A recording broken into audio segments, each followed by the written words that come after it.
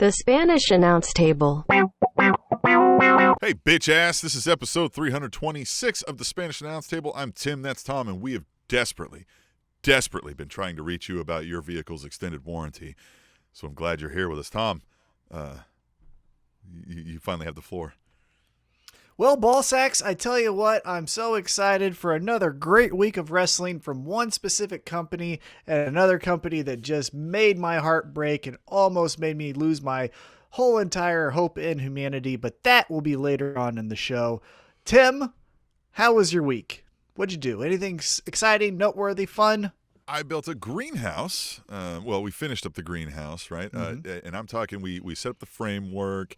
We then put the tarp on over it, strap that down with some rope on the cinder blocks, and then, Kansas had a fucking hurricane out of nowhere, apparently. Yeah. And I'm like looking out there, and I'm like, boy, I think that's going to hold. Yeah, I think that's going to hold. Yeah, I think that's going to... Fuck! Like, we're running out there, we're having to, hold it down. It was still kind of strapped down and everything, but I was like, hey, we'll take it down. But I had gone in there and, cleared the groundwork, laid down... this black tarp you have, laid some straw down, that kind of stuff to get ready to put things in there. So all of that I'm having to try to scoop that up like a maniac. Not fun. And then I planted, this week I planted four, Tom, trees. I got 2 more to go. We bought 2. Good for you. Yeah, we bought 2 apple trees, 2 pear trees, and 2 nut trees. Well, pecan and hazelnuts. Now these probably won't produce for a couple of years yet, right? But got to start somewhere, right? Oh, but you get some hazelnut. Oh, yep. Hazelnuts, pecans, Honeycrisp apples, Gala apples, pears, and Asian pears. How about that? Planting all that stuff, being a farmer, Tom. Good for you. Yeah. What about you? You and old Daniel Bryan can hook up and talk about the Earth here in a couple of days. Yeah, I like it. Good for you. Yeah. Well, as I mentioned last week, it has now come to fruition. I am now a godfather. I'm a godfather.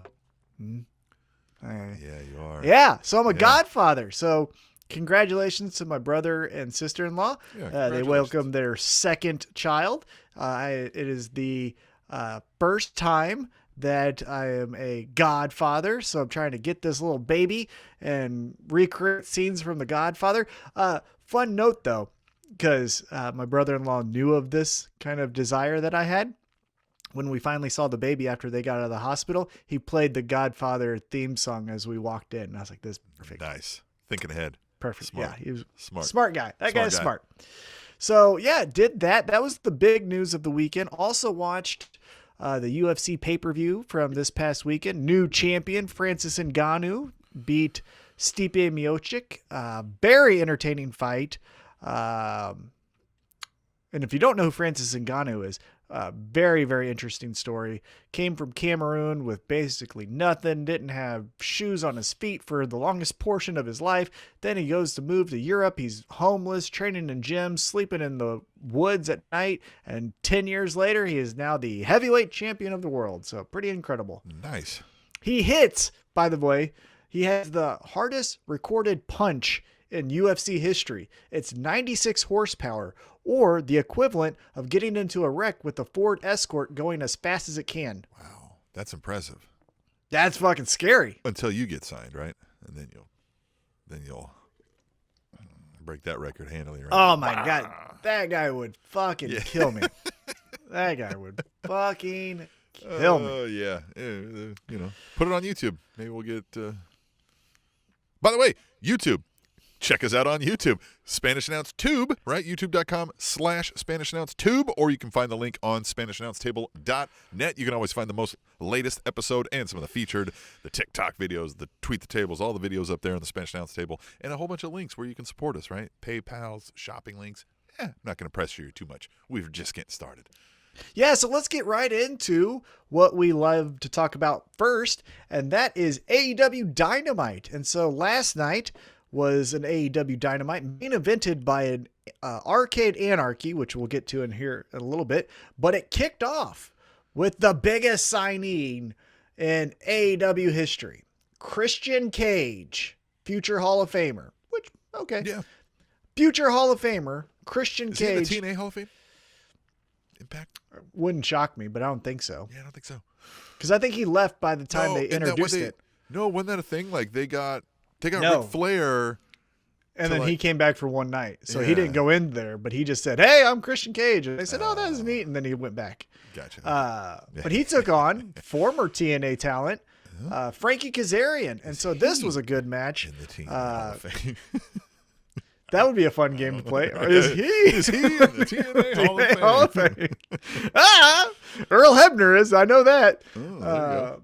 Sting was their first ever inductee. That's true. Sting was the first ever. Yep. So anyhow, back to AEW Dynamite. Christian Cage versus Frankie Kazarian. What did you think of this match?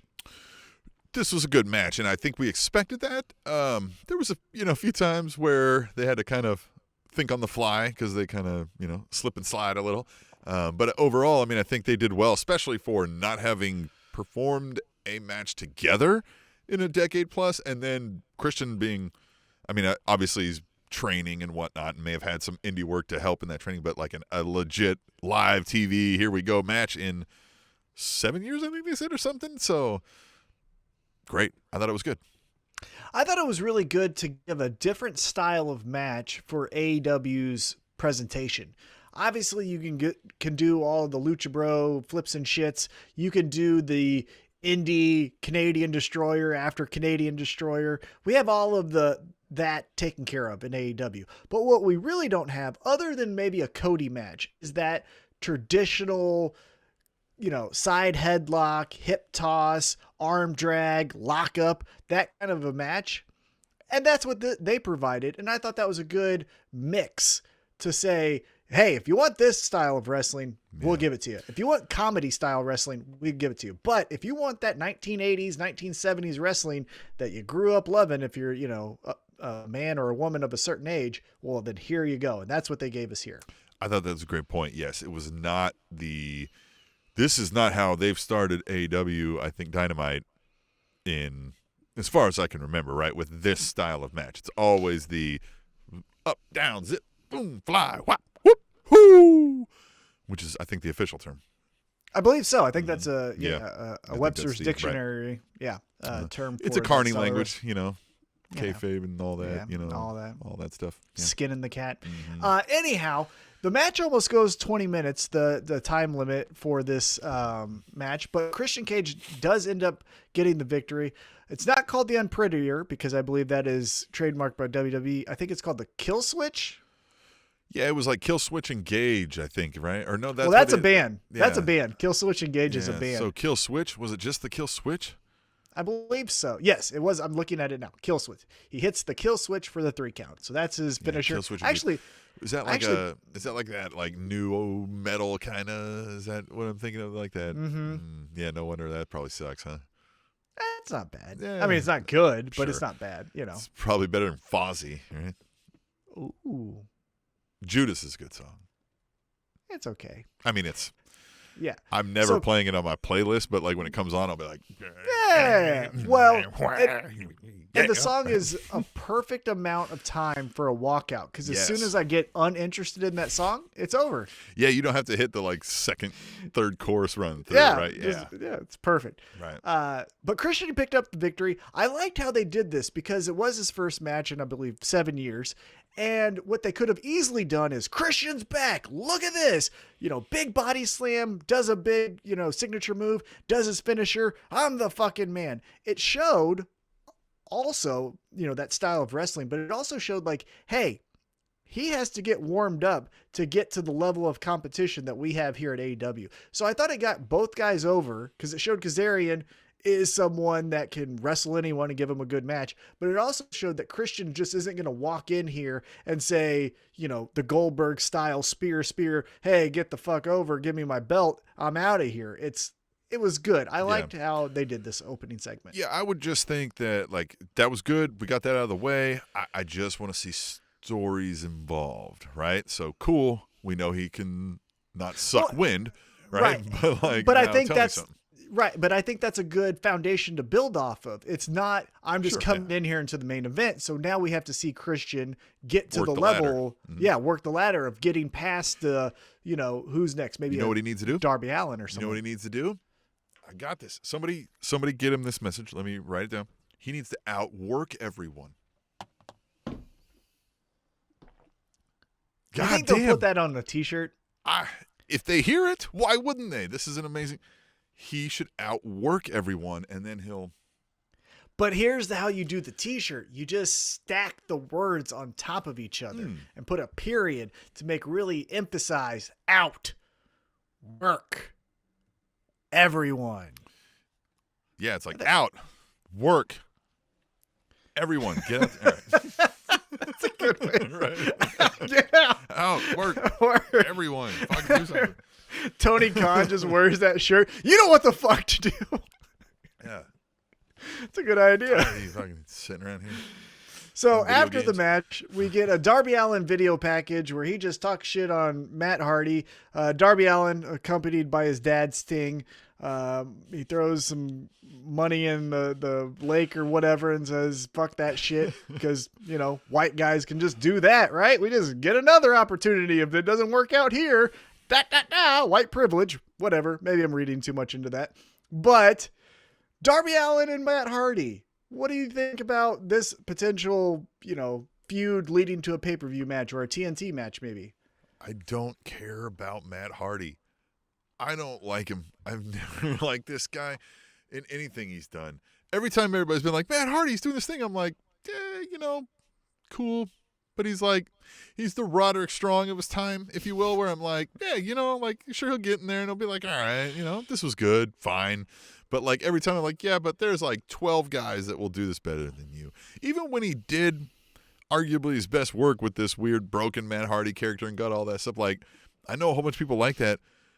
But, I mean, just because he overacted a whole bunch, didn't make it good to me. I don't know.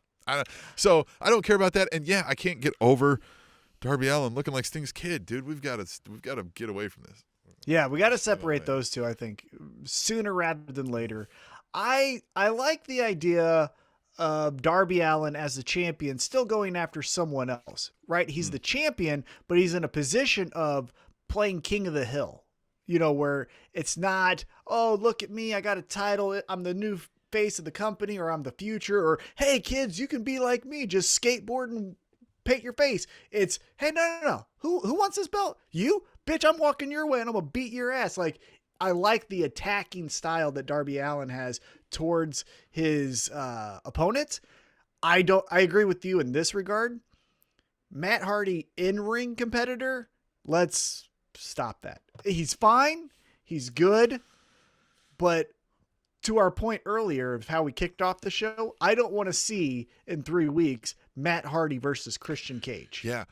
I was beginning to like some of this idea of Matt Hardy leading a stable and being a Don Callis style. That's where I like Matt Hardy. Yeah, I like Matt Hardy where we saw him later on in the show, and we'll get to that here soon.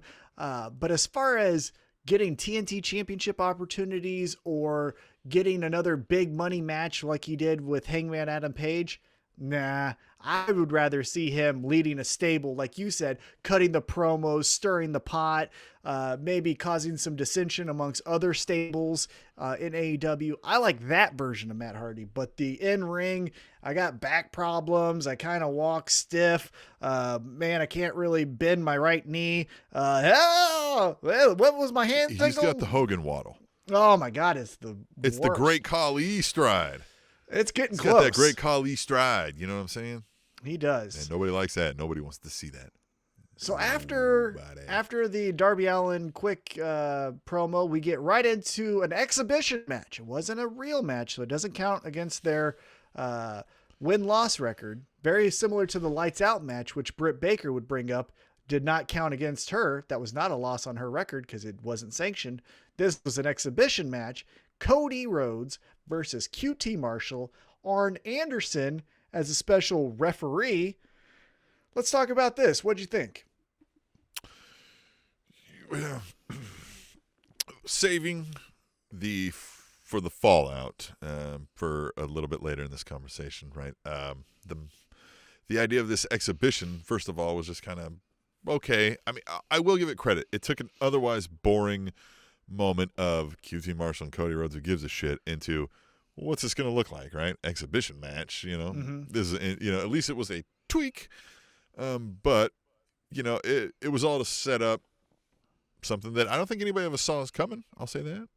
Yeah, I definitely didn't see the fallout being what it was. Now, going to the match, I think my biggest gripe that I have was I understand when Cody said last week, hey, if I get the figure 4, I'm not going to break your leg.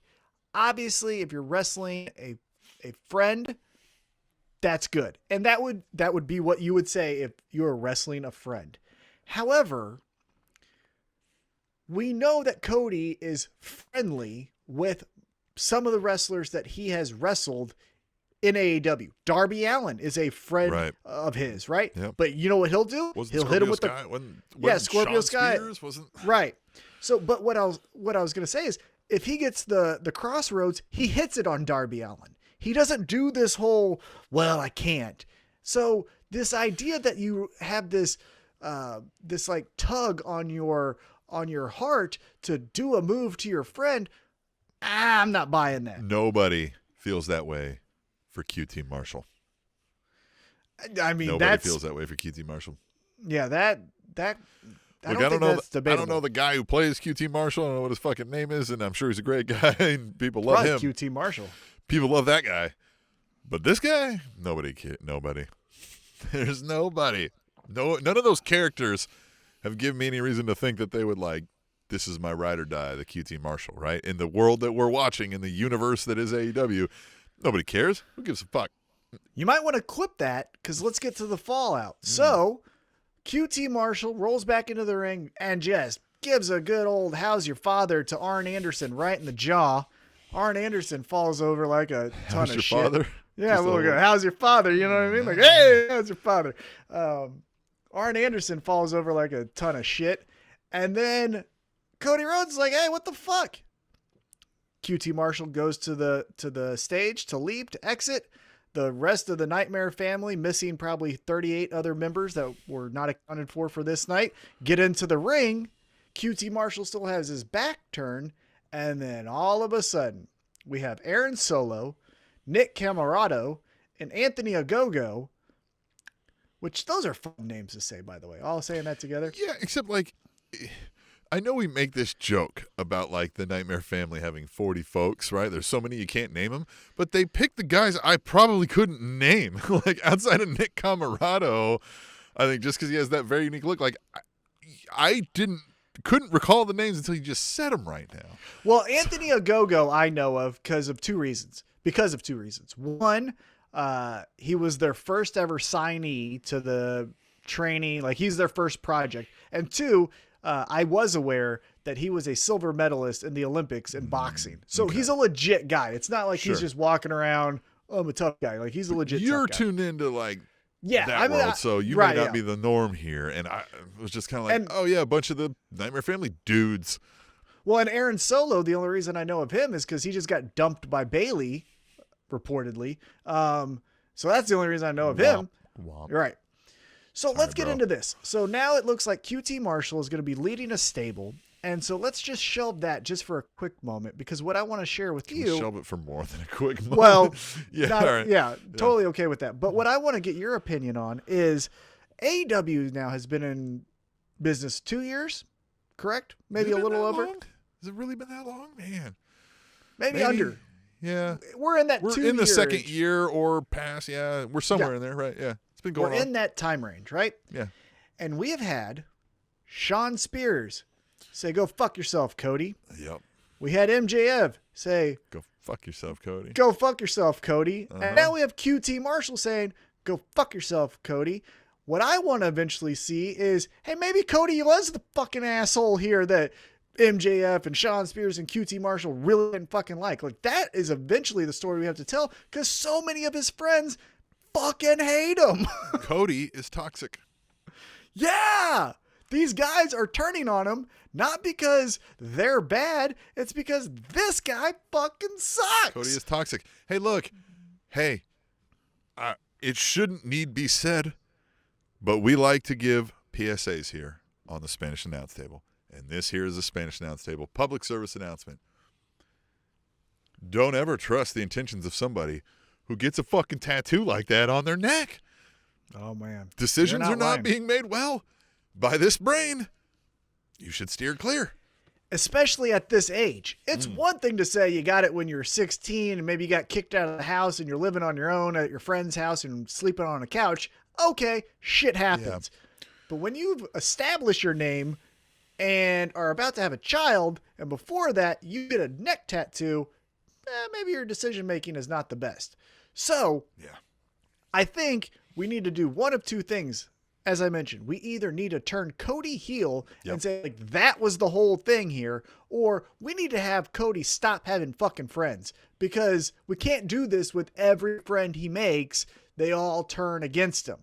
It's too much. We can't have, if this stable of Aaron, Nick, and Anthony and QT takes on Cody and the captain in the Nightmare family, and the captain turns on him. I can't do that. Like, listen, okay, all right. So let's say, all right, Cody's got this thing where he's like, I'm going to get these young guys over, and that's what we're going to do, and that's what this Nightmare family is. And he's drafting, like, let's get ways to get you in a storyline with me, and then I'll help put you over a little bit. And that's awesome. That's great. But you clearly have an idea, and you keep doing it. And somebody needs to clue in and be like, Cody, maybe we should try this idea. Well, let's get into that before we talk about this stable. This, to me, what I put on our Twitter account at Table Show, is the same fucking story that we did a couple weeks ago where MJF turned on the Inner Circle. Now, circumstances were different, right? But the genesis and the root idea of the story is the same, where one guy is jealous of the veteran. It was MJF is jealous of Chris Jericho, so he's going to turn on him, create his own stable to take out that stable. This is QT Marshall is jealous of Cody because he keeps taking his spotlight, and so he's going to create his own stable to take out Cody. It's the same fucking thing. Yeah. It's proximity as well. Is that, so what you're saying is true, but even the one before, the MJF turns on Chris Jericho, had so many more layers and complexities that when you back it up and it's not that deep and not that layered, the very next week is a problem. This is okay if you do this 3 weeks from now. I don't think we go, didn't you just do this last week?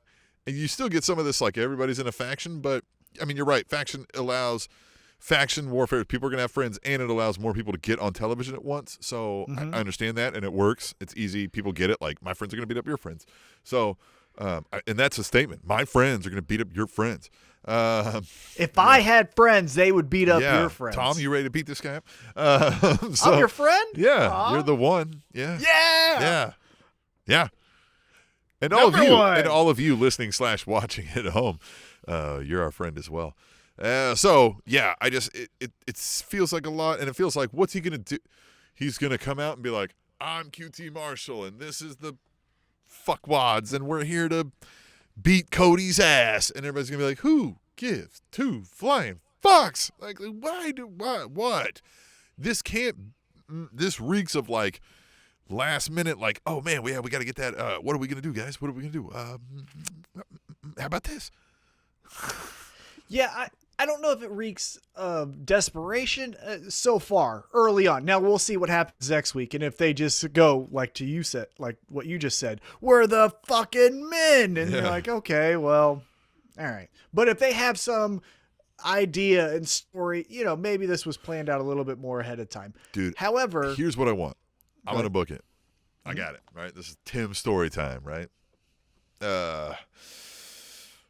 QT Marshall is going to come out with the fuckwads, or whatever their name's going to be.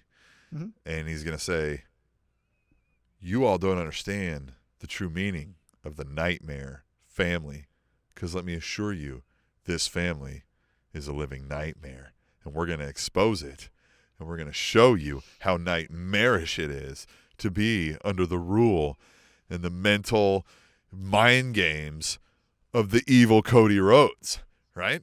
And now we build up, he's claiming Cody Rhodes is this sinister fuck, and we're all like, nah, right? And Cody's like, yeah, no, that's stupid, you shut the fuck up, right? Like, and we're kind of like, what, right? And kind of slowly get us there. Awesome. $5 right now, Tom says that doesn't happen. That would be cool. Yeah. Mark it, because it might. If it does happen, bitch, you're it the might. smartest man. Yeah, bitch, it might be. Bitch, it might be. So let's talk now. You alluded to it a little bit, but let's dive into this topic here. So now this is another stable in AEW. We have the Inner Circle. We have the Pinnacle. We have the Lucha Bros in that group. We have the Super Elite. We have John Moxley and Eddie Kingston. To a lesser extent, that's more of a tag team. But again, we have now all these factions. How do you feel about faction warfare? Because as soon as this happened, that was some of the criticism instantly, other than fuck QT Marshall. It was another goddamn faction. So how do you feel about that? Hey, look, QT Marshall is going to be inherently more interesting to me if he's got a gang of buddies helping him beat somebody up when he otherwise shouldn't. Mm-hmm. So for a QT Marshall storyline where we're going to try to push QT Marshall, it's going to benefit QT Marshall and my interest, theoretically, to have a stable. And you can say that in perpetuity for a lot of folks. So I might, if I'm booking, lead us into a situation where we have a lot of factions as well. So I'm not necessarily turned off by that. But all of a sudden, this is the month where everybody's staking their claim, and which faction there is a little off-putting. I agree. I think I like the idea that we're getting away from, well, I'm a good guy because I stand alone. Well, why are you a good guy? Because I stand alone. I don't need help because I stand alone. I stand alone. That has been a babyface staple for as long as I can remember. Well, it's right? all Americana. I don't need no help. I pull up myself by my bootstraps. Fuck off. Hate that. It's by my own hard work I could get all of my dreams if these evil people weren't in the way, and I just need to overcome them. I'll take them on 2-on-1 because I can do it. That's fucking dumb. So I don't like that. Especially if you have friends. Like, if you have friends, you don't have to do that. I don't have to do that if this guy's going to help me. So I like the idea that now we're acknowledging in 2021, pro wrestlers have friends. That makes sense. I enjoy that. I know now Sean Spears and FTR are friendly and they're nice to each other. They hang out with an old guy. Yeah, and they're going to hang out with Tully and hear stories about a 4 horseman gangbang or whatever the fuck he talks about. Now, probably talks about that a lot. I wouldn't be shocked. He probably talks that a lot. Like a whole uncomfortable amount of times. I also like the idea, though, of putting now more matches on Dark and Elevation, which is all the time. And instead of, hypothetically, let's say, last week it was Anthony Ogogo versus Billy Gunn. If you say that match is on Elevation next Monday night, last Monday night, Anthony Ogogo versus Billy Gunn. You just say that's a throwaway match. Most likely Billy Gunn will lose because he wants the young talent to look good, right? But if you say it's the Nightmare Family representative, Billy Gunn, versus the Fuckwads representative, Anthony Ogogo, well, now it's not going to be something that I'm going to really tune in for, but I could see a run-in from a Nightmare Family guy, or I could see a run-in from a Fuckwad, and I could see a story develop more into something fun here. I really want them to name. I hope it is. Fuckwads. Fuckwads it is. Fuckwads it is.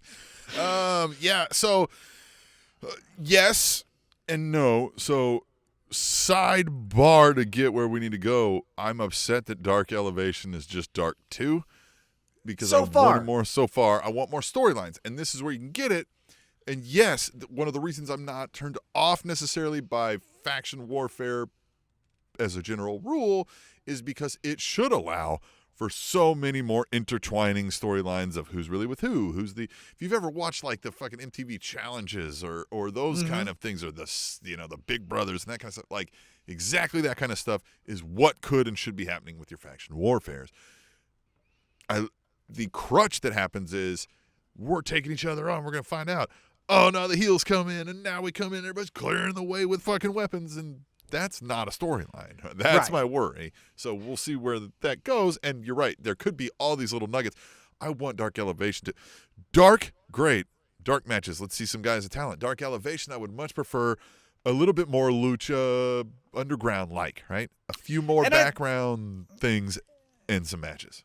And I think they're going to get there. I think initially they wanted to do maybe a soft launch where they just said, hey, let's figure out what this is. And then eventually, maybe 6 months down the road, and especially when fans get involved, maybe we turn up the heat and tell you some more stories. Because they did initially say, hey, Tony Khan made a surprise appearance and made a match where Kenny Omega had to wrestle Matt Sydal on a AEW Dynamite. So there was a little story, right? Because, you know, Kenny Omega throughout the entire episode was just giving the fucking how's your dad to fucking Matt Sydal and Mike Sydal. So, you know, there was some storytelling there.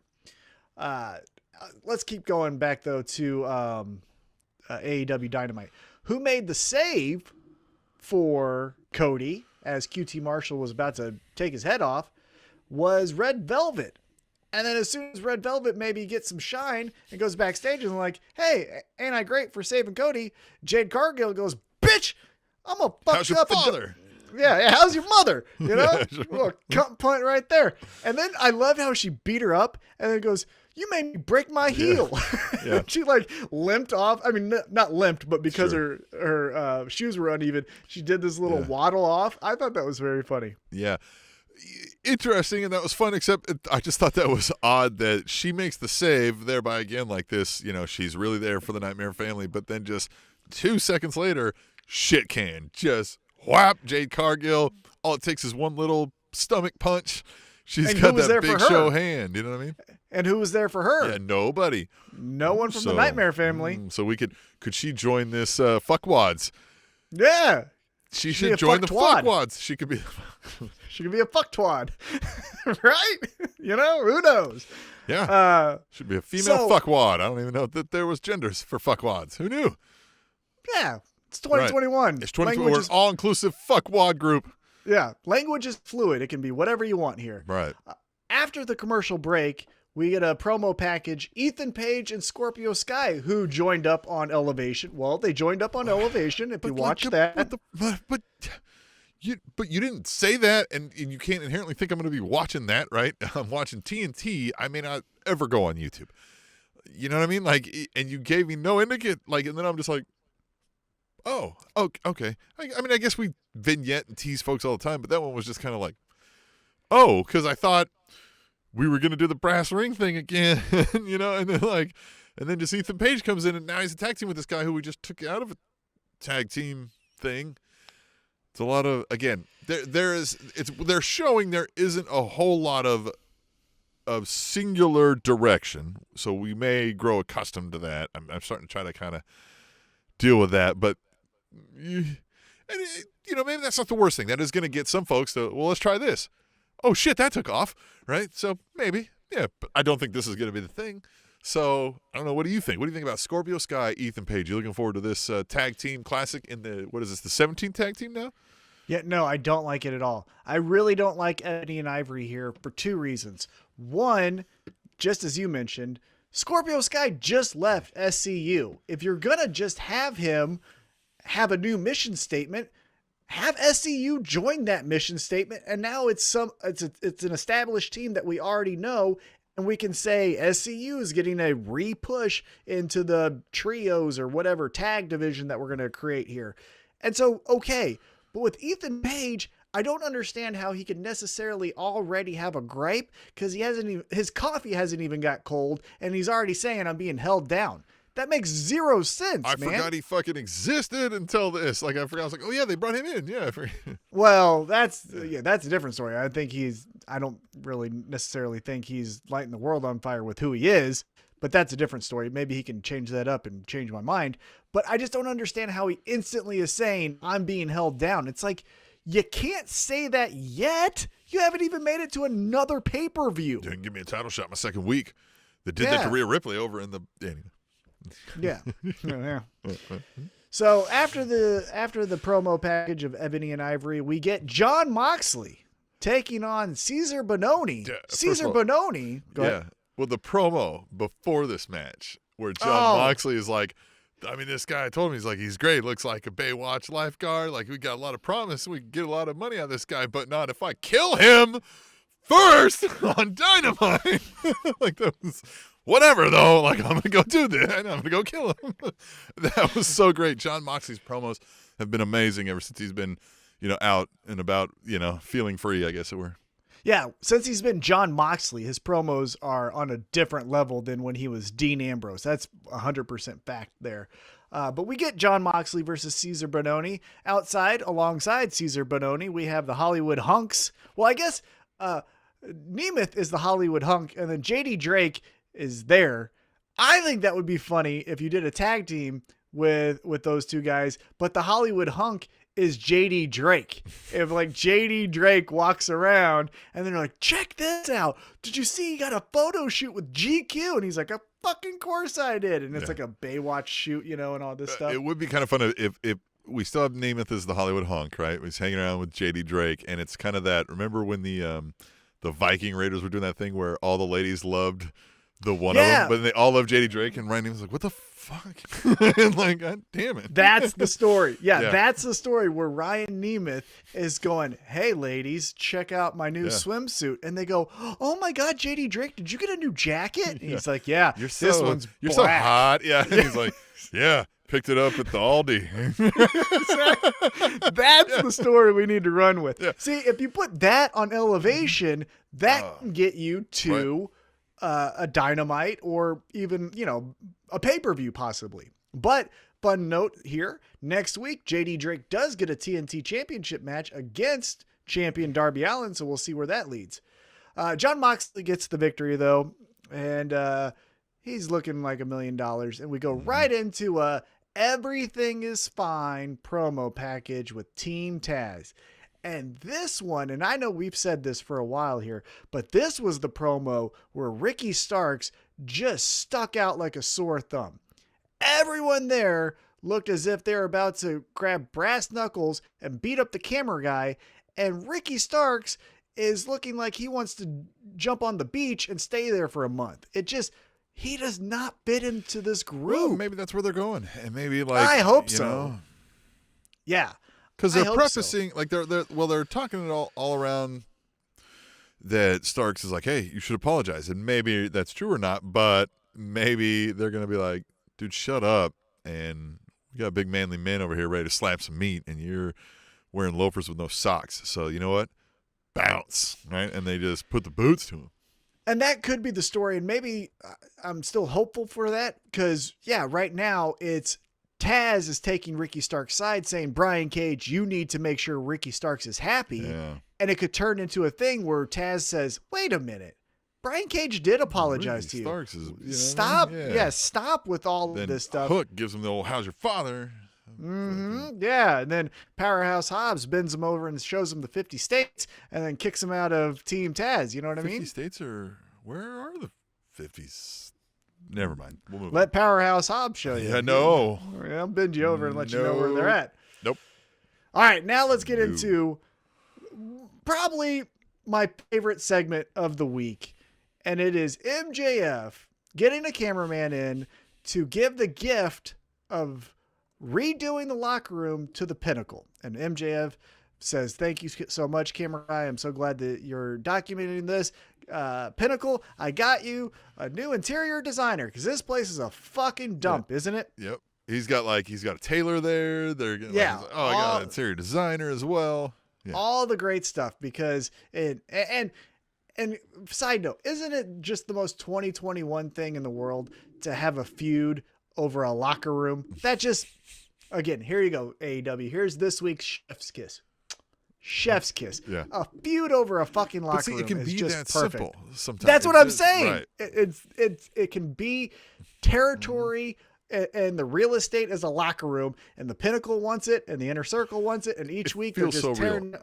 If you had a specific locker that you liked at your work, and somebody else was trying to take it, and like the little infighting and politics that would come from that, it's relatable. Yeah.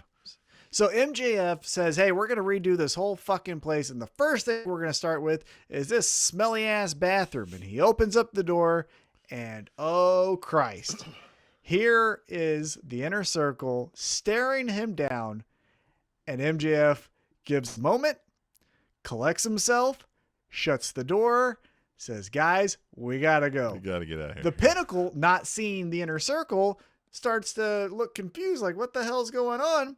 MJF makes his way to the other door, opens it up. The man that Charisma forgot, Jake Hager, standing there looking like he can't read, and it says, I'm going to beat your ass, and then boom, and we get a melee. Gave him and the How's Your Father. He gave him, there was a whole melee here. We had Shawn Spears and Sammy Guevara going after it. We had the tag teams going after it. The bald fat one of FTR, did you see him bleeding from the head? Mm-hmm. That was G-Mini Christmas. That did not look like it was supposed to happen. These segments they do in the like backstage fighting segments, they do really well, right? The cinematography, whatever you want to call that, like how they shoot it and how they kind of chain the segments is done really well. Ever since the early days of that they've been doing these, like with the Stadium Stampede and any other thing. Like I like how they do this versus, you know, the standard definition stuff we've been getting with the WWE. Like I like this kind of moving room to room into the next thing, and it feels real, right? And it feels like an action movie with AEW. Yes, it does feel like an action movie. So far, we're seeing an action scene, right? Where we're the cuts cutting. are very much like that. That's right. Yeah. Next room, another camera. Yep. Yeah, and it's this moment and this moment and this moment. And then the next thing is this guy gets thrown into an ice tub, and then, you know, all of that. Where WWE just goes, isn't this fucking crazy? Look at the camera. We're just fucking going in and out. And it's like, I'm sick. You just threw 3 punches and I'm going to vomit. They didn't move anywhere. They just did all those same things, but they did them in one room, and you just shook the camera a bunch. Yeah, and so that, anyhow. Yep. Besides the point. Another thing that I want to point out that I did like is credit to the Inner Circle for beating Tully Blanchard's ass. They didn't forget about him either. They went him. Hey, he's a wrestler. Yeah, they gave him a couple how's your punches. grandfather? Yeah, you know, give this to your grandma. Whap. And I thought that was good because they didn't ignore him. He also didn't cower away. He didn't do the and runs away, and he didn't Paul Heyman himself out of there. Right. It was, but fuck it, come on, Santana. I'll give you a good old Abe Lincoln and Jack Johnson right here. And I'm totally blessed. You know how many goddamn 4 Horsemen gangbangs I've been in? I'll fucking fuck you. I told you, he talks about it an uncomfortable amount of times. Yeah. Hey, more than Hogan talks about slamming the giant. Yeah. If you actually want to punch him in the mouth, we're kind of tired of hearing these stories. All right. So the segment ends with MJF getting thrown through a little Coke machine here. It Give him a swirly. I like that. Well, he gave him a swirly first, and then calling him a piece of crap. That was fun. And then threw him through the little Pepsi machine there.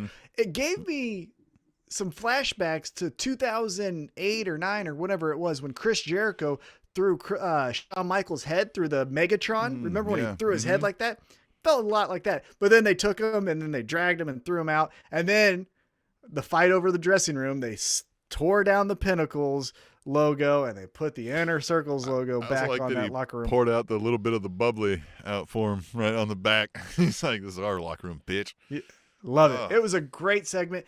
The other thing that I was really excited to hear is he said, it's only going to get worse from here. So this wasn't the, hey, we want our dressing room back now, go fight someone else. It was, this is step 1 of a 12-step ass-whipping program that you just enrolled yourself into. So how's your father? I love it. How's your father? Yeah. Now, after this, we got Marvez interviewing the Young Bucks. He doesn't even, I think, get a question in, and Don Callis interrupts. I thought it was interesting where Don Callis essentially said, Marvez hit the bricks, but then he said, blonde-headed Young Buck, you hit the bricks too. I think his name is Nick. Too. Yeah, Young Buck too, which I think his name is Nick. I think you're right. And Matt is standing there. Young Buck won.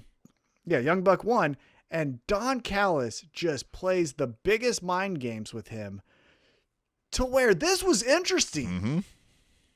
I thought Don Callis is great. I love Don Callis more every time I see him. And this is the part that was really great is because of the history that we do know between them, you know, the super elite, all of that kind of stuff playing into it.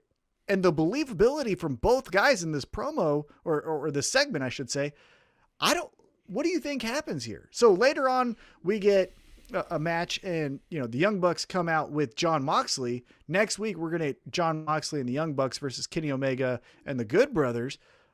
Early indications. What do you think happens there? So if I'm going with storylines as I understand them for the most part, you would think he is playing mind games with Matt, which causes a little bit of them going like, man, come on, right? Like the Young Bucks are fighting back and forth, right? Like, you shouldn't be talking to him. And he's like, man, I wouldn't talk to him, right? And then it becomes this like, in his next bout coming up, are they going to help him? Are they going to not? Because Matt's kind of leaning them into, maybe he's right. And then, surprise, we don't, and Kenny Omega loses, right? Or they do, and we continue that for another time when they finally go, fuck this, we're out of here, right? But I don't know. I just don't. This one is a good storyline for me because I don't know what's coming, but it's also not. It doesn't feel like I don't know what it's coming and I can't wait to see what's next. It's more just like all right, they did that, right? Like, I think it's unique. In a good. I think it's in a good spot for the story, which is ultimately Kenny Omega's story. And I also think it's a good spot for the show where it's not closing each and every week with what will the Young Bucks do? Right. Will they turn on the Elite? Will the Elite implode? All of that kind of stuff. So I like where its placement is on the episode. And to your point, I like just all the different lanes we can go down, because we could do a lot of stuff here. We could say next week, the Young Bucks turn on Jon Moxley. Eddie Kingston's hurt, so now we got the Super Elite reunited, and it's the Super Elite just trying to, exorcise the demon that is Jon Moxley and get him out of AEW while Eddie Kingston's nursing his bum ankle, right? Or we could do Young Bucks, Good Brothers at the next pay-per-view for the titles. Or we could do Kenny Omega sees the light, turns on the Good Brothers and Don Callis, joins the Young Bucks. He goes face, and we get the Super Elite that way. It's a lot of fun stuff. That's why I'm interested, because they haven't tipped their hand where we say like, well, it's going to be a good story, but we have to get there. So we have to do A, B, and C first, and then we'll get the pay-per-view match. But something tells me like they've got an idea and they've got a plan. I don't think these guys are always the best at pulling it off. You know what I mean? Matt Jackson was a little like, hey man, don't. Oh, I'm sad. Hey, don't talk to me. Right, like that kind of, just. But I think they know where they're going. I don't know if we're gonna necessarily think it's all that great, but I think maybe it's gonna be a lot more of these like, wait a minute, what does that mean? Kind of aspects to it. So, I agree. So after that segment, we get Kenny Omega and the Good Brothers taking on the Lucha Brothers and Laredo Kid. Good match. Here's my beef with it, though, is Pentagon is so fucking cool. And I know for what his style is, it's not everyone's cup of tea. And to be honest with you, sometimes the slap on the chest while we hold hands and I run up the ropes and then do a flippy and you just fall on your back, I'm not a fan of. But he has an it factor. The St. Patrick's Day thing when he put on a hat, that made me laugh. He just, and he's got charisma. Yeah. He's got it. And what we're doing right now, even with Phoenix, who I think is just the most, reckless wrestler within, good reckless, not like actually hurting people, but he'll do a fucking sunset flip and he might land in the 6th row because fucking why not, But with these two guys, but more Pentagon than Phoenix, I just feel like they're getting lost in the shuffle of, and then they lost again to Jon Moxley and Eddie Kingston. And then they lost again to a combination of Kenny Omega and Matt Jackson or whatever it is. And it's like, man, you can't just have them lose every time because they're not SCU. And no disrespect to SCU, but SCU could lose their next 10 matches in a row. And I don't give a fuck, right? Like, it's fine. Lucha Brothers keep losing, and it's like, man, those are my guys. I want them to win. I want them to win. Yeah, I want them to win, man.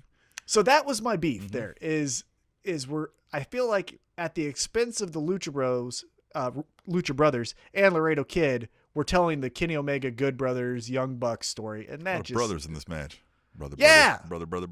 But again, as I mentioned, after the match, Kenny Omega and the Young Bucks, Good Brothers win. But then John Moxley comes out and was like, look at this. I'm going to fight you motherfuckers 3-on-1. I don't give a shit. Look at me. I'm a snake.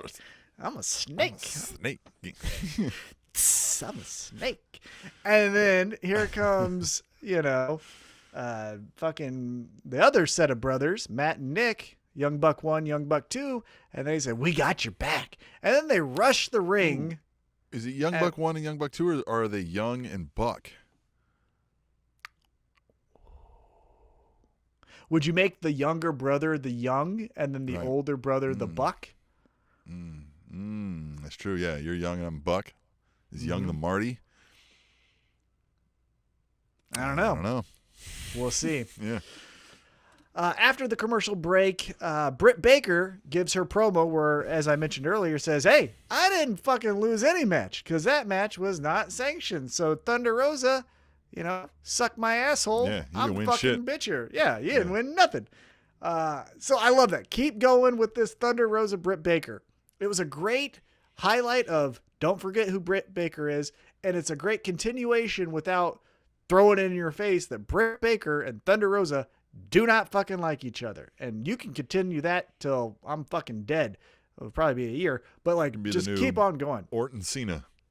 Yeah, but in a good way. Right, yeah. But in a good way to where I'm not like, fucking another Orton Cena match. So yeah, next up after that, we get Hikaru Shida and Tay Conti taking on the Bunny and Nyla Rose. Let's get into your thoughts here. What'd you think? I mean, it was fine. Again, it wasn't a bad match or anything, but there's some minimal storyline going on here, but this again felt like this was what used to feel like what we felt like when we would see these women's matches where we were like, you guys doing filler? You know what I mean? Or you guys like, it's your turn, you four this time. And that's kind of how I felt about it. The part about this match that I liked is Dark Order was at ringside, and so was, I don't know what we're calling him, Matt Hardy's party or whatever. Yeah, I don't know what they're calling that little story, interaction happening there, that kind of this flirting, if you will. Well, but what I like about it is it felt like they were all connected. It didn't feel like Nyla Rose was this sore thumb in a match where, to your point, it's just 4 women wrestling. It felt as if, going back to that, gang style warfare here, is faction warfare, I guess, is all of these people. You could have Nyla Rose jump down and get replaced by Butcher, and you could have Tay Conti jump down and get replaced by 10 and just have that match. It would make sense because they all fucking don't like each other. So I thought the seamless integration of all these people not liking each other, but no one really sticking out to where it's like, well, why would that person be in here? This doesn't make any sense. A lot of the fallback to what mixed tag matches was just, I'm a guy and I don't like that guy, and you're a girl and you don't like that girl, so let's wrestle. What? Why would you two like each other? We're going to fight now. Yeah, it's like, take off your pants, let's fight. Right? Yeah, I mean, that's what they said. Right, yeah. So I liked how everything had continuity and it made sense. What did you think, though, as far as the Bunny getting the victory here? Are we going to get a push from the Bunny? Probably not. I mean, you don't think so? Maybe an attempt, but not anything that's going to stick or be. I think there's just enough storyline, which would be great for Dark and Dark Elevation, right? Get into more depths of this interactions between these ladies and the Dark Order, and I just Tay Conti, like you said, is on a tear. So give me a little more. Yeah, she's great. Give me a little more reason to care. Mm-hmm. I think.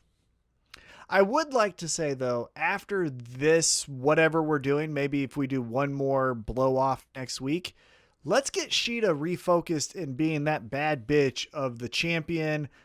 I'm like everyone here, but allow me to reintroduce myself. My name is fucking Shida, and have her go on a tear. And as much as I like faction warfare, I feel like maybe she needs to be the one that does the I stand alone. She pulls a sting. Yeah, or just goes like, I got a kendo stick and I'm gonna hit every bad bitch that comes in 5 feet of me. Whap, whap. I'm Shida. Ha! Right. I don't know. That's what I why want to not? see from Shida. I like That's it. what I want. Yeah. I like it. Yeah, I like that idea. Now let's get into the main event. Okay. Arcade Anarchy. Kip Sabian and Miro taking on Orange Cassidy and Chuck Taylor. How much fun was this? Yeah, I think it was better than, I think it beat the bar we were setting for it, right? Mm-hmm. And I think that was good that we set the bar where we set it, because I think we were giving it credit that they could probably surpass our expectations, and they did. And I thought it was good. And this felt similar to, what was that one they had where when they fought the LAX, right? The Santana and Ortiz, the street right? fight. Yeah, this kind of felt like that kind of fun where it was like, this isn't like major, but this is a great way to end a show. It felt like a big fight, right? It was good. I didn't think it was as good as the street fight with Santana and Ortiz. Yeah, not as good. No. That was on a whole nother level. But that kind of feel as to like how that fight comes across, right? That kind of style of what I'm watching here, if you will, as an event, if you will. Yes, I totally agree. It's one of those things where you can watch it back and you don't necessarily need to be tuned into what that story was. Don't even know anything about it, yeah. Because we've said this before, but the story has been a little bit repetitive, a little bit too long, and this was a good way to get this done, right? Let's have this as the final point. Miro and Kip Sabian, you guys are going this way. Best friends, we're going this way. And this had so many fun surprises. So first off, out of a fucking toy machine, what do they call it when the claw grabs its all? Is that what it's called? Claw machine? I don't know. Yeah. But out of the claw machine comes Chris Statlander, and that was interesting. I thought she broke Penelope Ford's face the way she pushed that. Gave her the "How's your father?" Plexiglass. Oh my God. Yeah. She said, here's a nose job for free, because she hit her right in the Tony goddamn Khan's going to buy you a new face. Yeah, here you go. Here's a wedding present. And she came out, and what I liked post-match on Twitter, if you saw this, Kip Sabian said, or not Kip Sabian, excuse me, Orange Cassidy said, hey, the alien sits with us now. I love that, how he claimed the alien because she is from out of this world. I enjoyed that. I thought that was good. That was the first surprise. And then the second, and I popped for this. My wife was watching another show and she's like, are you okay? I was like, Sue is back. It's Sue. I love Sue. She is wholesome, but will give you a middle finger and a heartbeat. It was so great. And then also Trent was there, but Sue showed up in the minivan and I thought it was so much fun. As I mentioned, Trent comes out looking like $1 million. Credit to him from recovering from that injury that he had. Was it a pec, or I don't remember exactly what it was, but credit to him for getting back into in-ring shape. Spleenectomy. Maybe you could have told me anything there and I would have believed you. Splenitis. And here we go. We got Trent joining forces, which also gets Miro over, because now it took the best friends and Orange Cassidy to take out Kip Sabian, but more so Miro in this. And Miro did great. He took a video game machine, I think it was Mortal Kombat, and tried to throw it upside Chuck's head. He looked awesome in a losing effort. So I thought everyone out of this, thumbs up. Great job. Yeah, I agree. This was fun. There was action packed, the twists and turns, the surprises. I think even if you were one to go like, this is where Trent comes back and he'll probably do it with Sue, like even if you thought that, I know not a damn person was like, I bet Chris Statlander pops out of, that was nobody called that. So that was cool. I agree. It was action packed. Yeah, it was action packed. And again, those little things that went along with an arcade, for example, Chris Statlander putting Penelope Ford through the air hockey table. Thought that was a fun thing. They were grabbing kendo sticks from the prize wall, which I thought that was a fun bit of adding to the match. Well, and yeah, also, everybody, that's where you get your kendo sticks that you then put under your bed, under the ring, in your closet. That makes sense. Right. Everybody knows that. Come on. I didn't. The more you know, shooting star. Woo. I also loved how Orange Cassidy has a new song. Did you catch this? The Pixies. Right. Mm-hmm. And that's how we ended AEW Dynamite, was the Pixies playing. We get Trent Chuck and Orange Cassidy and Chris Statlander doing the thumbs up to Sue, and Sue's honking the horn and fucking being happy. Oh, Sue, man. the best friends. God. So that was AEW Dynamite. Tim, what did you think? I liked it. This show never really disappoints. It least never it hasn't, does. yeah. So far. Obviously, there's been some down points, and I think when they were flirting with the idea of Mike Tyson versus Chris Jericho and then bringing in Vitor and all of those guys, but this type of show is what I want to present to people that were watching the Attitude Era, or the people that said, hey, so you like this? Like, what is it about? It's like, this is what I like right here. Watch all the fun. It's fucking fun. It's fun. You know? And it could be serious. To your point, I think you said this off air and not on the podcast, but when MJF opened up that door and he saw the Inner Circle, there was a bit of comedy where he goes like, oh shit, and does the gulp, you know? But then it got right to seriousness, right? Sean Spears had his head fucking slammed in by Sammy Guevara. You know, the fat FTR guy was bleeding like a stuck pig. Like, it also got serious in the same moment. So I loved this. It was so great. Yeah, I AEW Dynamite. The way to go out with the arcade, whatever they call it, arcade anarchy, with the Inner Circle thing. I think like that's what usually I come away with is they gave us a couple moments each time that we kind of remember, and the nuggets, and what does that mean for the next storyline. They've done a real good job at various things that can hold your attention. I agree. So then it's time to talk about the flip side of things, right? We gave you the positive. Now we're going to give you the patient. And it's growing thin. It's growing thin. WWE. So now we kind of lump all of it in together because we don't do a step-by-step breakdown of each show like we did with AEW Dynamite, because fuck that. It's way too long. And it's not as fun. And I think, I think we happily talked about each of those things more than we're going to sum up these 6 or 7 things we're going to talk about WWE. So we're going to hop around. We're going to talk some NXT things. We're going to talk some Raw. Talk some SmackDown. Brother smacks himself down. Would you say...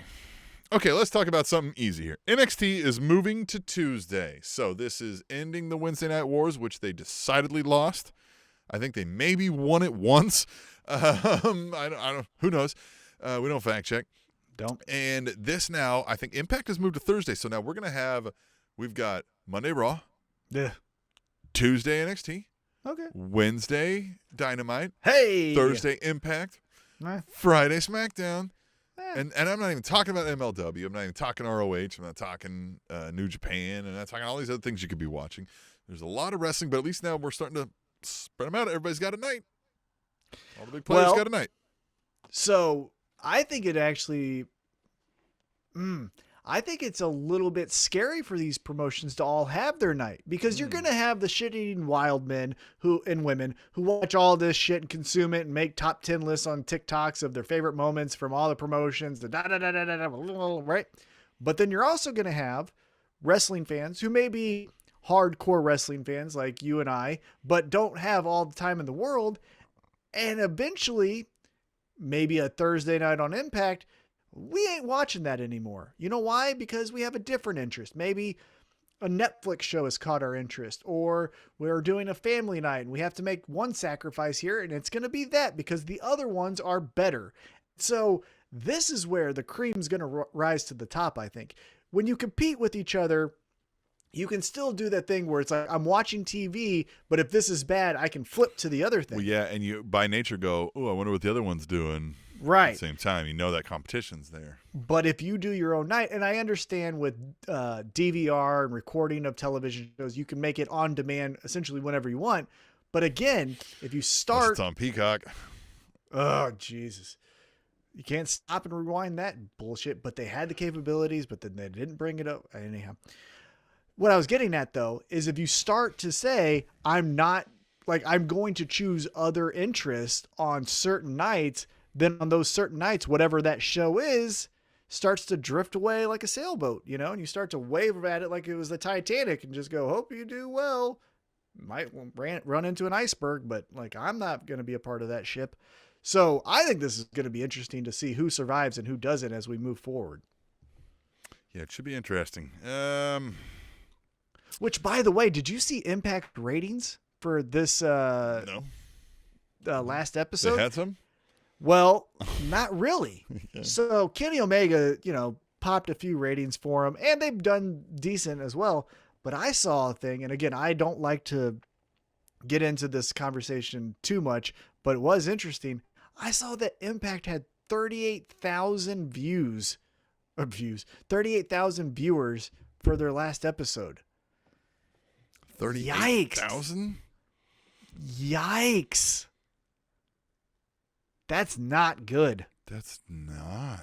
I didn't even realize it was that low. Like, I remember they were getting 100,000 numbers, but like. It said 38,000. Now, again, I don't fact check, so maybe I'm wrong here, but yeesh. Anyhow, what were we going to. At WrestleMania. More people getting COVID at WrestleMania. More people catching COVID from being at WrestleMania than watched Impact. The last episode of Impact. Hey-o. All right. We're going to get Owens versus Zayn in a way that nobody ever wanted to get Owens versus Zayn at Mania. Of all the amazing stories that these two have told going up against each other. Could tell. And all the different promotions. They've told great stories in the past in WWE on the main roster. Obviously, they had that classic in NXT, Kevin Owens' first night, then he turns on his best friend. The Ring of Honor ladder matches that they had, the PWG matches that they had, and now the pinnacle, no pun intended, but the ultimate of ultimates. Yeah, the ultimate of ultimate shows, and this amazing feud that lasts 10 to 15 years, and we get, oh, hey, let's do that. I can't imagine how in their gut they've got it. Like, these guys are going to go out and try to steal the show, and they're probably going to do some shit where we're going to be like, that match was great. But, like, in their gut, they're going to feel like this is fucking pointless. You know what's going to happen, though. So have you been paying attention on social media? Well, Sami Zayn cuts that impassioned promo about being disrespected by the WWE. I forget how it got to this person, They're but then tag team. Well, no, not yet. But I can't remember. It's one of the Paul brothers. I refuse to learn their names. The Paul brother. He said, like, you may be onto something here. And so tomorrow night on SmackDown, they're doing a red carpet thing where Sami Zayn's going to bring out that Paul brother, and they're going to have the Jeremiah Paul. You know the Paul brothers? No. He's gonna. So Jake Paul is gonna box Ben Askren. Oh yeah. Okay, I get what you're saying. Yeah, now Those, I was thinking of wrestlers. I was trying to think of like who you're. No. About. The celebrity. I don't know his name. Logan Paul. Mm-hmm. He was gonna box Floyd Mayweather. Yeah. He's a shit talker and yeah. Right, but he's gonna be on SmackDown. So we're gonna get at WrestleMania. However, Kevin Owens and Sami Zayn wrestle, Logan Paul gets involved. And so the two, generational talents that they are there to make sure that Logan Paul gets a, moment at WrestleMania. So I know we say we don't want WWE retreads, and I like that AEW is showing us new people, and we say more of that. But I wish there was yet another one with the same kind of money and backing where we could get these guys out of WWE and have a go at it. I wouldn't mind if these two plucked out and showed up in AEW tomorrow, and I never saw QT Marshall again. I agree. Yeah, when it comes to those type of talents, I 100% agree. Where I think, for me personally, where I'm like, Aleister Black, think you're great, go to New Japan. Andrade, go to AAA or whatever. Great. Next story. I wasn't planning on talking this. Andrade's out. We knew that. He's saying Charlotte was told she got the CM Punk treatment. You got, you got something that you don't have. Not that these are the same, like being pregnant isn't a disease, but you know what I mean? Like, I'm not trying to. It depends on who you ask.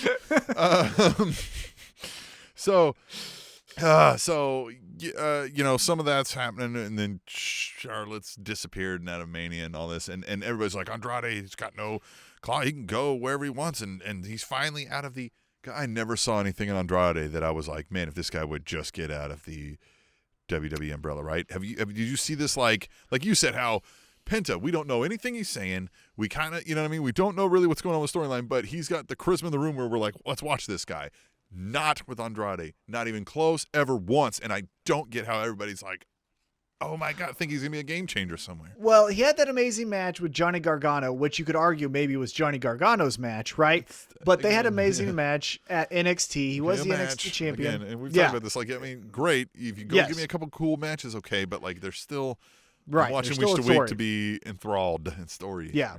Right? I don't think I ever really saw it. You know, Zelina was fun and she was interesting. And then if you have Muscle, which he was, okay, I can get into that. But him by himself, like I said, I don't want to see him on AEW. I don't want to see Andrade take a spot away from a Scorpio Sky, or Andrade take a spot away from even a Darby Allin or a Kip Sabian. I want to see more of those guys than I want to see Andrade. Okay. Matt Riddle, Sid Vicious himself. Forgot we were live, brother. Yeah, what he just rode off into the sunset. Poor Matt Riddle, but for Matt Riddle's benefit, he's got the most unique character to handle this in stride, right? Like anybody else, this looks way worse than Riddle because somebody not really half paying attention doesn't kind of even notice what just happened there. They go, "Yeah, that guy's fucking weird," right? Yeah, if you do this, if this mess up happens with a serious character, even though the storyline is Seth stupid. Rollins in the middle of his like angry speech goes, "Oh man, I forget it. I forgot what I'm saying," and walks off. If Roman Reigns were to forget his line and walk off, laughing, that's a death knell to whatever the promo was that they were saying. But with Matt Riddle, maybe it was real. Like that's how of a goof he is, which I like, but that's how much of a goof he is, where he actually can recover from this and maybe he keeps doing it. The funnest part was Asuka being like, "What the fuck just happened?" And then she just laughs. Yeah, she was like, "Okay, well, I'm gonna walk away from this awkward situation." Yeah. Oh man. Poor Yikes, we're Riddle. live, brother. Yeah, we're live, pal. Brother, fuck it, we'll do it live. All right.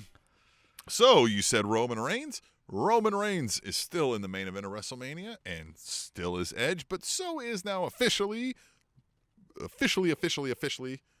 Daniel Bryan.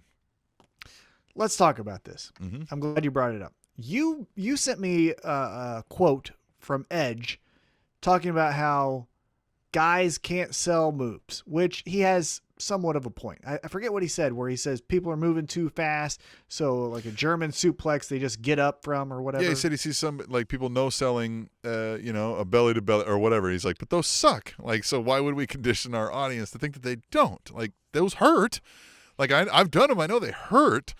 So yeah, sure, like we could stand up and act like it didn't hurt, but why would we do that? And awesome point. I would counter with, Edge, tell me why your character's mad. I don't fucking get it. And for you to have this, I have a mind for pro wrestling and I can, really dig into a program with John Cena and we can get the audience reaction to make you go, whatever, cheer or boo. The fuck are you mad about in the story? Well, he's mad that Daniel Bryan worked his way into the match, right? It was so? Well, I mean, you're taking away my spot. I gotta now I gotta fight you too. Well, so he fucked himself by making it a triple threat. If he didn't get involved, if we're in kayfabe land here, if he didn't get involved at the last pay-per-view, the appendix, and cost Daniel Bryan the match, Daniel Bryan had Roman Reigns tapping. Edge is still going to fight for the championship in a one-on-one match. Yeah, it just would have been, like he would. Why would it? Yeah, I mean, unless you're just really like, no, I was going to take down the fucking biggest king of today. Now, if you want to tell that story, but so far we have not told that story. We have just said that Edge wants the title that he never lost, the World Heavyweight Championship, which he had to relinquish when he retired 9 years ago or whatever it all it is. really feels, and maybe the reason I'm not digging in and trying to pick it apart as deep as you are is because Roman Reigns is going to win the fucking match. So I don't give a shit. Like, well, I think the common belief, if you were to ask anyone who's paying attention, is that Daniel Bryan's losing. Mm-hmm. That's why he's here, right? Is so that both guys can look okay. Hey, Roman Reigns as a pissed off head of the table where he doesn't have the title? I agree. The chase is generally cooler than having the title as the story. The heel can, I feel like, sit on the title longer and be more entertaining, right? Have more story built in. than the face holding the title. But yeah, Roman Reigns wins. Yeah, Roman Reigns wins. Yeah. The Hurt Business. Oh. So run down the timeline of events, because you seem to do that better, that happened through Raw, and what led to the reformation of the Hurt Business, and then I'll tell you why you're wrong. I'm so upset. Mm-hmm. So they do a promo to kick off the show, and Bobby Lashley's like, hey, you motherfuckers are losing matches and making me look, and making me look weak by getting involved when you don't need to be getting involved, because I'm the champion. Check out my muscles. I look like an action figure. I'm the fucking man. Act like I'm the fucking man. And they were like, hey, chill the fuck out, bro. Bro. And he's like, bro. Yeah. They were talking with Matt Riddle before the promo. Yeah. And then MVP just says, look here, assholes. You're out. And they just stopped the Hurt Business, which is a stupid move. But if that was the only segment that involved factions and Bobby Lashley, I'm okay. But let's fast forward to the main event. So throughout this entire story, and even last week, Bobby Lashley's put a bounty on Drew McIntyre's head. If you take out Drew McIntyre, I'll give you the shot. So Drew McIntyre does the whole thing backstage where he's like, Braun? And Braun apparently can't do two things at once. He's like, I got Shane McMahon. I'd rather have a match with Shane McMahon than the championship, because the championship's the most important thing, but not in this regard. And then he goes to Matt Riddle. Matt Riddle's like, bro. And then he laughs and walks off again. He doesn't, but you know what I mean. And then he throws two other fucking people around. And then Ricochet's like, we've known each other, and if you want to fight, look, you know where you can come. So they wrestle. Drew McIntyre beats him. Then Mustafa Ali comes out and is like, hey, if this bounty's real, I think Drew McIntyre is in a disadvantage position here. I'll take some retribution. Oh, never mind. Oops. And not for that. But I'll take advantage of this situation. I'll beat him. And then Drew McIntyre is like, look at you. You're silly. Get out of here. You suck.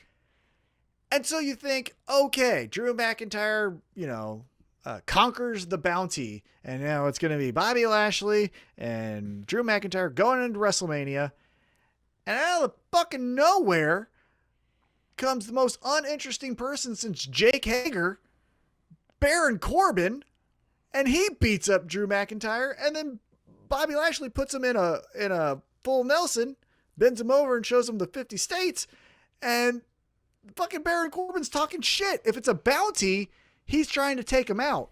But if it's a faction, he's talking shit while Bobby Lashley's doing the work. The fuck? All right. So and he's on SmackDown. So here's what the fuck. They are going to go into Mania. Baron Corbin, thinking, all right. And I think what they're going to tell him is it's going to be MVP, Bobby Lashley, and they're going to tell him, like, all right, you didn't necessarily collect on the bounty, but here's what's going to happen. You're going to help us win this match at Mania, and then you'll get the first shot, right? Corbin's like, yup, got it, right? And Hurt Business keeps coming in. Bobby Lashley and Baron Corbin are fighting them off, right? They sick Baron Corbin on the other two, Alexander and whatever, and he gets his ass kicked, of course, right? But we get to Mania. Bobby Lashley, Drew McIntyre, battle, wrestle, right? We do all that. Baron Corbin's out there getting involved, right? Giving him the how's your father when the ref's not looking, right? And out comes Alexander and Shelton Benjamin. And they're like, fuck this. Nah, fuck it ain't going to go down like this. And they go and they actually beat the fuck up out of Drew McIntyre. And then, like, you know what I mean? So the thing is, they weren't allowed at ringside because they were the Hurt Business.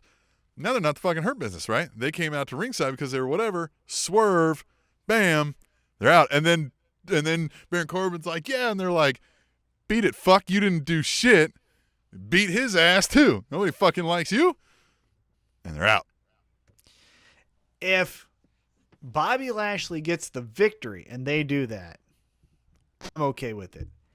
If they do that and Drew McIntyre overcomes the odds, that's a kick right in the pills. Do not like that. So I like that idea, But I still think the theory of we need to have Drew McIntyre get a win in front of fans so that he can hear some cheers, because last year he did it in front of no one. I think that's the theory going into WrestleMania. And if we think that Roman Reigns is going to win on the SmackDown side, you need a babyface to win on the other side. Maybe not. Nope. I just booked it, so you can just. I like it. I like what you booked. Yeah, but Bobby Lashley has to win that. You can't do that with him doing it, and yeah. Because then the ref goes. Because in WWE storytelling, they'll take that. They'll take your idea and they say, "Hey, thanks. Let me make one tweak to it." And what they do is then the ref becomes the smartest man in the fucking world and says, "You're out of here." Yeah, right. And then we just fucking ruined that and blew our wad before we put on the fucking condom. And who gives a shit about that? I hate it when that happens. God, it's the worst. So that's what's gonna happen if that does happen. All right. I still like the idea of like Baron Corbin. They're like, "No, we just use you. You're a punk. Nobody likes you." And he's like, "You know," and they're like, "Yeah, no, I'm a king." Yeah, and they're like, "No, you're not. You're I'm a king." Yeah, Bobby Lashley wears this fucking crown as they beat his ass. That would be funny. Everybody would love it. That would make them face. Can't do that. All right, so last topic, we're going to talk about WWE, and it's about Raw, and it's about Raw in general. Was this the absolute worst fucking Raw since we've done this show?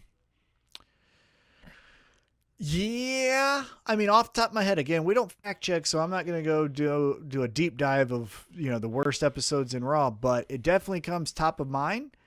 And I will also say, is this the worst build to WrestleMania? It feels like it. This feels, and we've said that before in the past, and then we've been proven wrong. I mean, if I was my age when there was like some of the doink years and some of that, I mean, maybe, but I don't, man. Yeah. And I even during the Spanish announce table times, probably. There was one, which one did we say was like going to be shit, but like turned out to be okay matches? Was that like 31 or some shit? Yeah, 31, because when Seth Rollins, because remember how they ended that? It was Roman Reigns and Brock Lesnar just grabbing a title and shaking it. Yeah. Yeah, that build was weird. That was not good.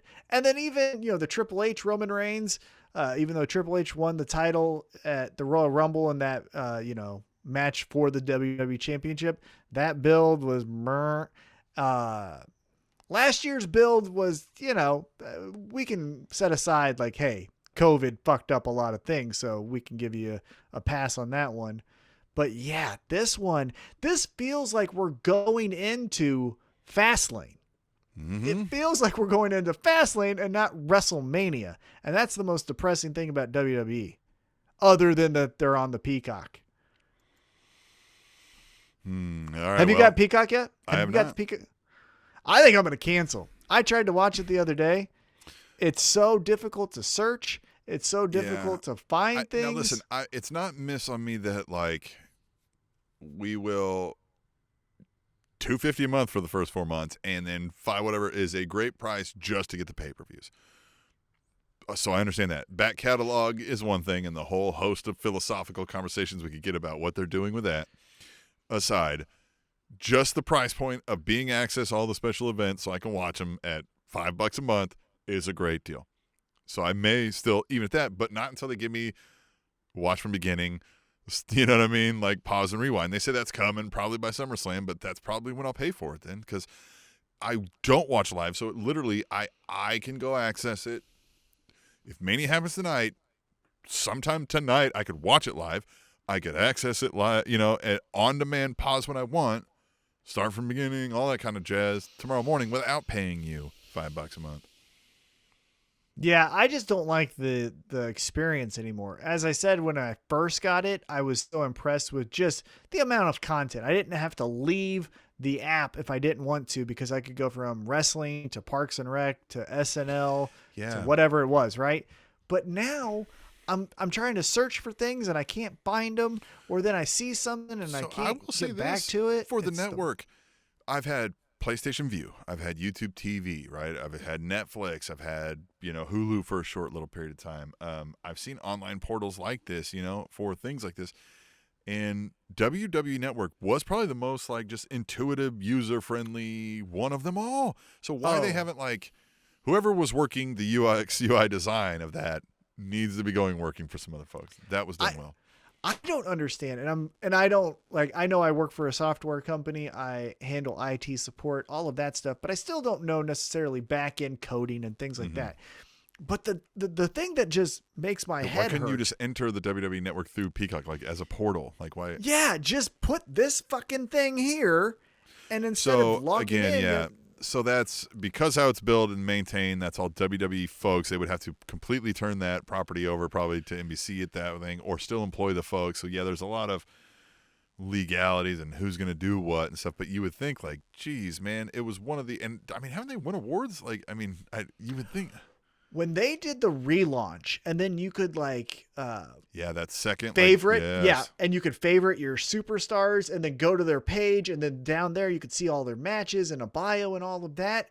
Oh my god, it was the best. I was on it more going into this Peacock move than I have the entire time because of just how user friendly it was. Well, and I rarely had issues. I know some people had issues with like watching pay-per-views where like they would lose the feed or like I never did. Yeah, I never had any issues. I think I did like when it first came out. I tried to load it on my PlayStation and I was having issues on that, but like everything else worked fine.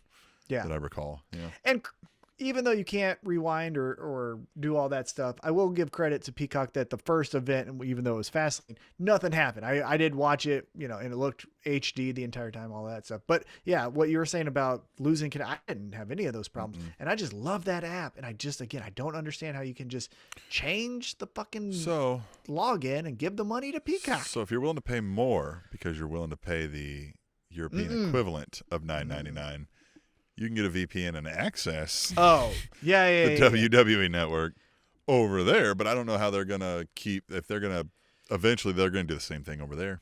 I would think they will eventually do the same thing over there, I bet you. So they probably just haven't had it over there long enough to feel like they can legally say like, no more. Anyway, we're running short on time. We said for a couple reasons we've got to do a quick show, so we can't not go to Tweet the Tables, but so I'm going to grab one at random. I'm going to kind of like flick the wheel here, and I'm gonna pick us a Tweet the Table, right? All right, let's do it. And that's not to say like we love this. Like every week, if you're new to the show, use hashtag Tweet the Table on Twitter. We're gonna read some of them on the show today. We're gonna read one because time, right? Inner Circle's about to kick our ass. We don't want to get into that, right? I don't even have that here. Look, I'm talking all that shit, and I don't even have. There we go. Now Inner Circle's behind us, ready to kick our ass. So we're gonna pick out this Tweet the Table again. Twitter hashtag Tweet the Table. Do it. At WIR Cata says, Tony Khan looking like he just snorted cocaine off a hooker's ass while going on 3 days without any sleep is one of my favorite things going in wrestling today. Hashtag Tweet the Table. Those are interesting, but again, like, are they just buying Impact? Is that where this is going? I mean, if they're getting 38,000 viewers for an episode, buy it for $38,000. Yeah, buy it for a pack of gum, and you got it sold there. I love Cocaine Con. Yeah, that's where they Tony Cocon. Yeah, Tony Cocon. Yeah, that's even better. Yeah. I like that character. He sounds like an angry Bernie Sanders when he does the promos. Yes, he does. Yeah. Hey, I'll tell you what, Kenny Omega, it's gonna be on Wednesday night. I love that he's digging into it. He's like, and look, now I'm on here, and your whole fucking show is gonna be better. Like you're gonna get a ratings boost because I brought real stars. Yeah, it's great. I will say though, I love what he's doing on Impact. And I think that's fine and that's good and thumbs up. Let's not just do a wholesale, hey, now Tony Khan is kicking off AEW Dynamite. I don't want to see that yet. Right. We don't need authority figure Tony Cocon. We don't need that. But if you want to promote the next special event, the St. Patrick's Day Slam for next year, and Tony Cocaine wants to give you the promo, all for it. Albeit, how fun could it be to have a dueling for Tony Cocon's attention is Jericho in the Inner Circle and MJF in the Pinnacle, both trying to like get on his good side, and he's whacked out. You know what I mean? Kind of, like just obliging both because he's nuts. Yeah.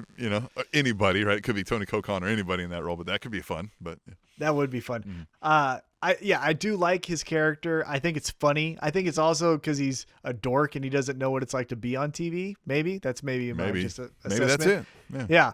But I love it. It's stupid. It's so funny. It's hilarious. And we also love the fans, the Table Nation, who use hashtag Tweet the Table like WIR Cata did, and we just made them famous We've been making them famous for 7 years, and you could be. It could take us 7 years to make you famous. Also, use hashtag TweetTheTable on Twitter. Go to SpanishAnnounceTable.net, as you can read right there. Oh, my arm disappeared. Sorry, Tom. I thought you're. It's weird how my arm disappears behind you in this same room that we're in. Follow us on the YouTube, and you can see what I'm talking about. YouTube.com/SpanishAnnounceTube. Again, SpanishAnnounceTable.net for all your links. Tom, how's your father? The Spanish Announce Table.